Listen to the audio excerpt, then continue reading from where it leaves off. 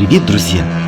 Украинские дроны «Камикадзе» Ан-196 «Лютый» и ФПВ-2 нанесли удар по нефтяному терминалу компании «Петербургский нефтяной терминал» в Санкт-Петербурге.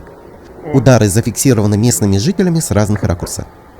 По сообщениям СМИ, украинские дроны прилетели со стороны Финского залива, предположительно с территории прибалтийских стран. Стоит отметить, невозможно защитить все объекты в России. Нет такого количества установок ПВО и солдат, обслуживающих его.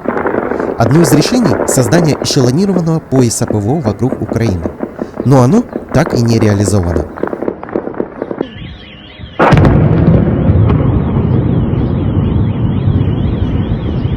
Жесть, горит прям возле дома. Сейчас я вам покажу. Друзья, спасибо за просмотр и поддержку канала. Приглашаем вас стать частью нашего сообщества и получить новые знания.